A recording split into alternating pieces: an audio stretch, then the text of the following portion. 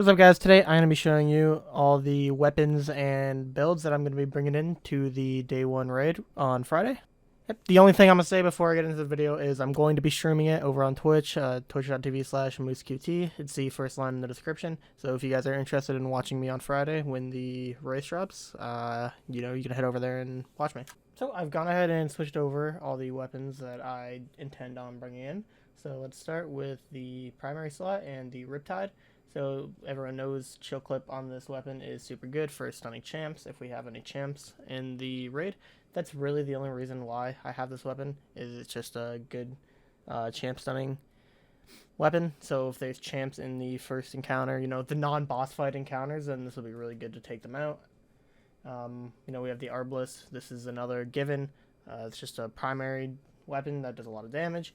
To be honest, I'm probably not going to use this unless the Boomer Knights are a problem and have a lot of health, because I'm most likely going to be using the Izanagi's Burden for all the damage encounters. So the reason why I'm going to be using this is because it's really good to swap.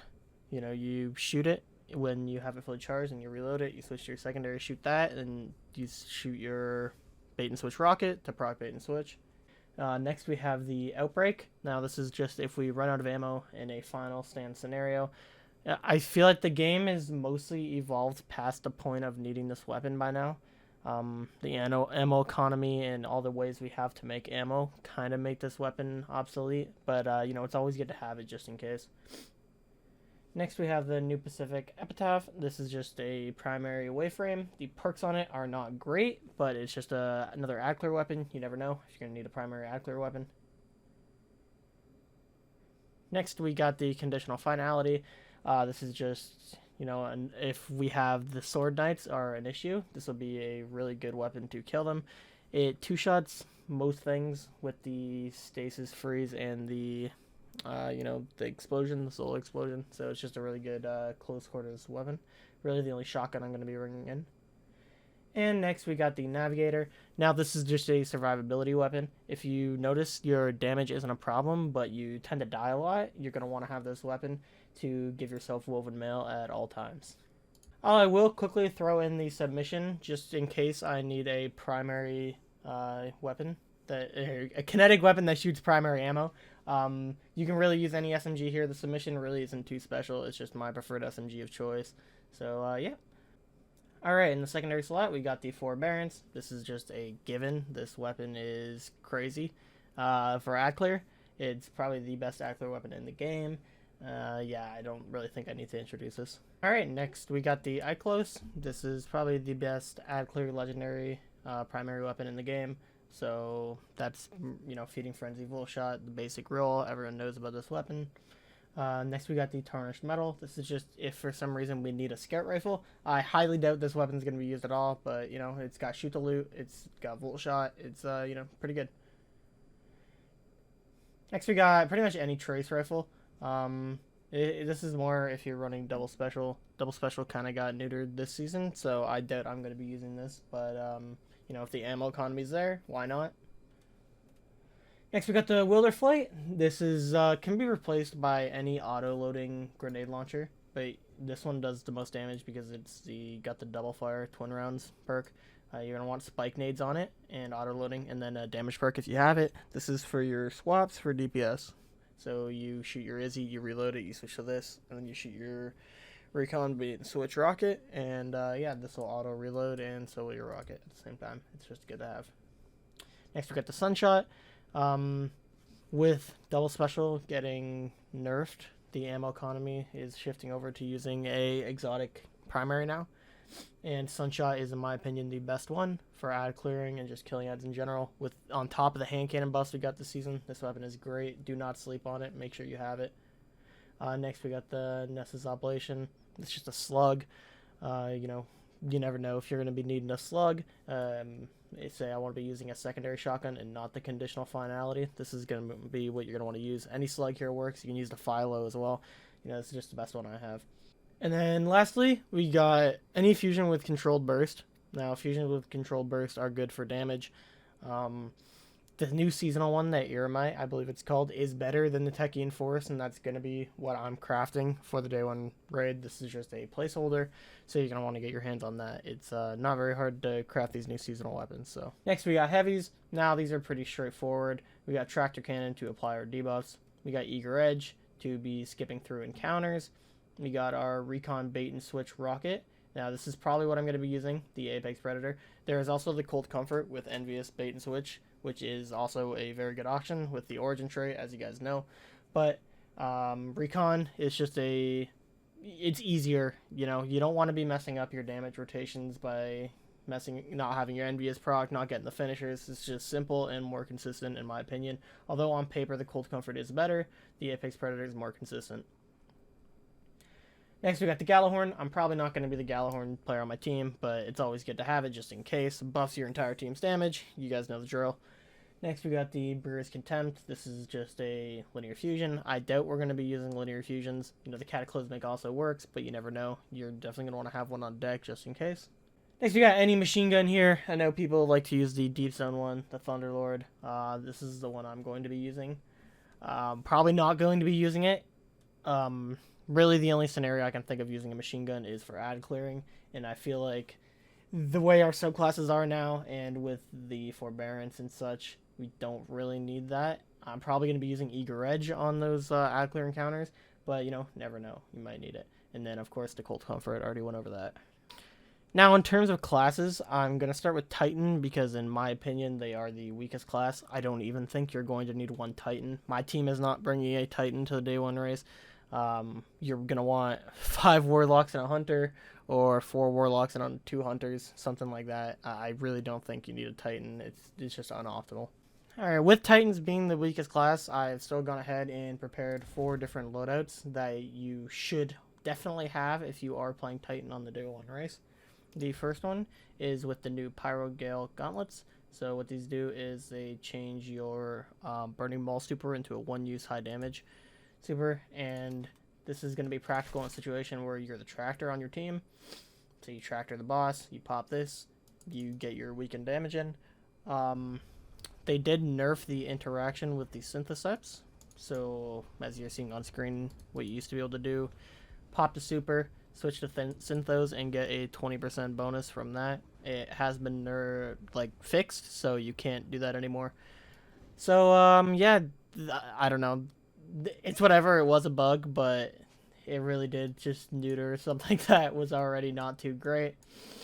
Alright, next, let's go over just the Syntho build in general. Now, this is going to be good for your survivability to make sure you're one-hit bonking all the enemies. You're just going to want to make sure you got Roaring Flames active, so, you know, you get a little ads, and then once you have these stacks, you will start doing a lot to the yellow bars. So this could be really good for maybe the first encounter. We're also maybe going to want to have a Void build with Inmost Light and just for overshield spamming. I have this build ready to go. I am not going to be playing Titan, but if you are, this is something you're going to want to have. And lastly, Caress. This is the classic DPS. I don't know why it's got these weapons on. If you're using Caress, you're definitely going to be using it for damage. You do your Izzy, you shoot with your secondary, whatever that may be. Switch to your Rocket. You guys know the drill. This has been the meta for the last 2 raids on Titan. 3, maybe 4, I don't know. It's been the meta for a while. So, yeah, make sure you have this ready to go. That's really all I got for Titans. Maybe you guys know something better, but you could also use Aeons. I think Aeons on Titan could be useful, so your actual good class teammates can use other exotics without switching. Nah, I'm just kidding. But yeah, let's switch over to Hunter. I did quickly forget that I forgot to go over the mods. They are pretty basic. So you got your triple surges, you got your double time dilations for when you're doing damage, you got your damage resists. These are going to change per encounter. Just make sure you're being aware what you're dying to, what you're taking damage to, and you're ready to change these on the fly. On your gloves, I like to use loaders, and then specifically for Solar Titan, you're going to want heavy-handed to make those orbs and you're getting a melee final blow. And then double heavy ammo finders. I pretty much use this on every class, every helmet. You want to make sure you're getting as many heavy ammos as possible, and if you got the slot, there you go, heavy ammo scout too for your team heads. Alright boys, next we got hunters. This isn't really too complex either. So we've got Star Eaters for every subclass. Probably not going to be using Strand unless ammo is a really big problem and you're able to use the entire super. But I doubt, once again, that's going to be a thing in the current state of the game. We got our Arc Strider. Now this is probably going to be your main damage. Let me put it on like that. Or with whatever grenade launcher you're using. You're going to want to have the Gathering Storm on. You know, you got your Surges. He's got Stasis on because I was using Cold Comfort, but you know, you want your triple Surges. And yeah, I've also got one for Blade Barrage. So Blade Barrage is just a little inconsistent. And for me, on day ones, on 6-mans, you want to go for consistency over anything. You're going to get, as long as you know what you're doing, you're going to get the 4-phase. It's about staying alive and being consistent. You don't need to squeeze every possible last damage out of your builds, if that makes sense. You want to get the consistency.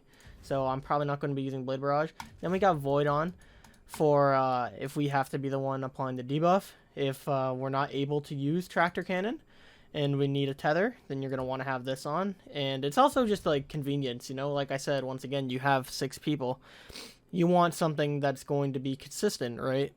Getting up close and tractoring the boss sometimes is inconsistent and it's not viable. But shooting your super from a million miles away is consistent and is viable. So that's something you might want to consider. Next, we got a Gerfalcon build. This is going to be for ad clearing. Of course, you're not going to be doing damage to this. You're going to be wanting to have a Void machine gun. Most people like to use the retrofit. I like to use the retrofit. And this is just for spamming volatile rounds and killing ads. This is what I've got. I use Stylish Executioner. I know a lot of people like to use the dodge invis to just spam invises, but we have another build for invis spamming, so I like to use this. This invis spams as well because you're killing the volatile people. You know, it just synergizes better with Gerfalcons in my opinion. Next we got our Omnioculus build.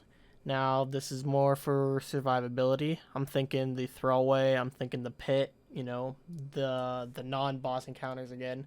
The ones where your team is together. Like the first encounter, if it's the same, going to the lamps, Omnioculus is going to be super underrated. I haven't really seen many people talking about it. But if it's the same thing as D1, this is going to be an S tier exotic. Keeping your whole team invisible for the entire duration of the encounter. You can just keep spamming it. Next, and lastly, we got our mobility builds. So, if you didn't know, Revenant can skate like the Warlock can. This is more of an advanced tech. That's why I've got 2 builds here. If you're not very good at skating and you don't know how to do it, perfectly fine. You can use Strand. You know, these are just going to be for skipping encounters and getting ahead and going fast. If you're going for that race and you're trying to get that edge. And yeah, those are the hunter builds I have ready. And lastly, I'm going to go into Warlock. My opinion, the best class to bring into the raid. Alright, so lastly we got Warlock. And Warlock is, in my opinion, not only the simplest class to play, but also the best class to play. So if you are on the fence about which class to play for day 1 and you don't know what to choose, I'm recommending Warlock 10 out of 10 times. So firstly, let's go over the Sunbracers build. Everyone knows how crazy Sunbracers are for ad clearing. The best ad clearing in the game. As you can see on the screen here, it's like almost mind-numbing how easy it is to kill things with Sunbracers. And just on top of that, we got 4 Barons. And because of how good it is, I use Eager Edge. But, you know, you might want to use a machine gun there just to add to the ad clear even more. You're probably going to want to use a machine gun just to be safe. So, yeah, let's move on to the damage builds. Now, I should say Sunbracers, this is the only neutral build that I have because it is so powerful and is, in my opinion, the best neutral build in the game. So for anything that isn't bosses, I'm going to be using Sunbracers 9 out of 10 times. You could also use Aeons, but this Aeons is more something that you switch to, finish, and then switch off. So, yeah, keep that in mind. And also keep in mind when you're switching these loadouts, you're going to want to make sure your subclasses are the same. Same with your weapons, so you don't lose ammo and you don't lose, like, your ability and super energy. So, yeah, let's go over Ophidians. Now, these are a good DPS, because obviously it switches your own stuff faster. So if you're not the guy putting down the well, they can also be good for if you're brood weaving for your damage. If you're the guy putting down the well, probably going to be wanting to use Lunas. First well, that is. You're going to want to be using Lunas to give your whole team the reload bonus. But if you're using Broodweaver, and I also have it set up here for Dawnblade, Ophidians are a very good pick, underrated. I feel like a lot of people think of them as a PvP exotic, but that handling and that weapon speed, the swap speed, the reloading is super good for damage swapping. A lot of people might not know that. So of course I already said we got our Aeons. So this is going to be like, say I'm using this build and there's a yellow bar that can give us heavy. I'll get a weak, quickly open my menu, switch over to this, finish, switch back. Now you can also have one set up for your Broodweaver. It's literally the exact same thing. So we know we just click our Aeons.